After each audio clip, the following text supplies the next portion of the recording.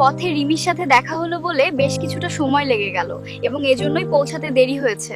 তোমার কোনো সমস্যা হয়নি তো? না, আমার কোনো সমস্যা হয়নি, কিন্তু তুমি কি তোমার বান্ধবী রিমির কথা বলছো? হ্যাঁ গো, ও আমার খুবই ঘনিষ্ঠ বান্ধবী, সেই ছোটবেলা থেকে একসাথেই বড় হয়েছি আমরা। কিন্তু সমাজে তো ওর নামে অনেক বদনাম, কেউ কেউ তো ওকে জঘন্য কাজের সস্তা কর্মী হিসাবেও চিনে। সেটা যারা করে তাদের দুর্ভাগ্য। একটা মেয়ে একটা মানুষ, এবং মানুষ হলো একটা মেয়ে মানে তো একটা মানুষ, তাই না? আর মানুষ মাত্রই দোষ গুণের সহাবস্থান, কিন্তু তাই বলে তার চরিত্রের উপর এমন নোংরা স্ট্যাম্প মেরে দেওয়া কি কোনো সভ্য সমাজের কাজ বলো? তাছাড়া কোনো মেয়েকে এই ধরনের ট্যাগ কারা দেয় জানো তো? না গো, আমার এই ব্যাপারে একেবারেই কোনো অভিজ্ঞতা নেই।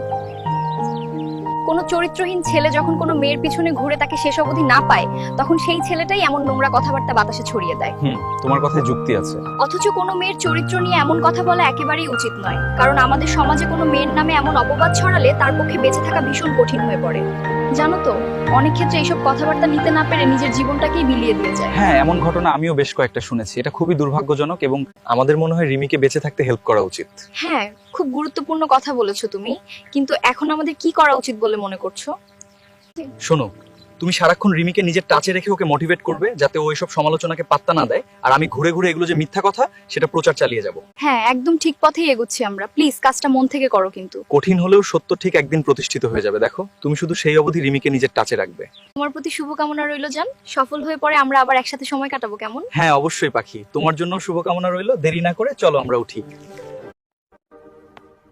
এমন সব ভিডিও পেতে প্লিজ আমাদের চ্যানেলটাকে সাবস্ক্রাইব